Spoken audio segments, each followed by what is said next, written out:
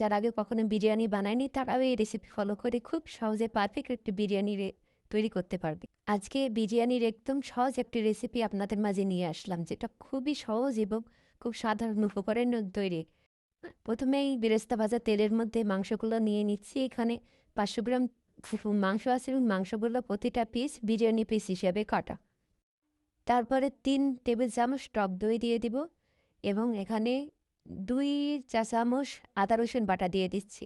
আজকের এই রেসিপিতে আমি কোনো রকম ঘরোয়া মশলা দিচ্ছি না, রাঁধুনি রেডিমেড যে বিরিয়ানি মশলা আছে সেটা ব্যবহার করছি। পুরো প্যাকেট মশলাটাই আমি ব্যবহার করছি এখানে। বিরিয়ানি মশলা হালকা একটু রেখে দিবেন আলুতে দেওয়ার জন্য। তারপরে এখানে হাফ কাপ মতো পেঁয়াজ বেরেস্তা দিয়ে দিব, দিয়ে ভালো করে এটা ম্যারিনেট করে রেখে দেব 30 মিনিট থেকে 1 দিন পর্যন্ত নরমাল ফ্রিজে রাখতে পারেন।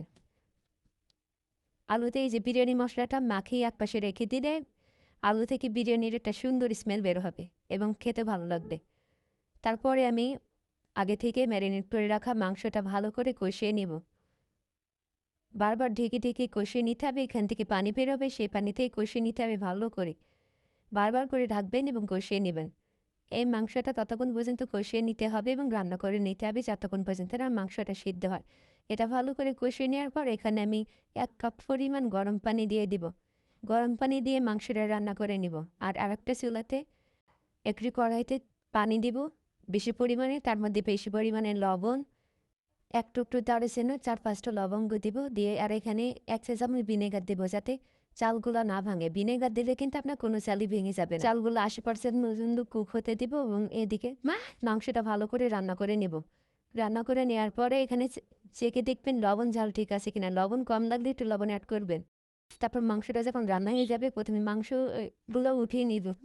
নিয়ে মাংস যে হালকা একটু ঝোল থাক সেই ঝোলের ওপরে প্রথমেই লেয়ার করে ভাতের পানি ছেঁকে নিয়ে ভাত দিয়ে দিব।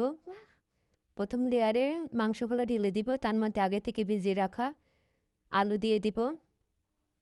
আলুগুলো সাজিয়ে তার মধ্যে বেরেস্তা দিয়ে দিব এবং 3-4টা কাঁচামরিচ দিয়ে দিব। প্রথম লেয়ার কমপ্লিট হয়ে যাওয়ার পরে এখানে আবার বাকি ভাতটুকু দিয়ে দিব ছেঁকে ছেঁকে, এবং পুরো ভাতটা ভালোভাবে দিতে হবে যেন মাংসগুলো ঢেকে যায়। তারপর পেঁয়াজ বেরেস্তা ছিটিয়ে দিব এবং বেশি পরিমাণে ঘি দিয়ে দিতে হবে। ঘি না দিলে কিন্তু বিরিয়ানির স্বাদটা ভালো আসবে না, ঘিটা কোনোভাবে স্কিপ করা যাবে না।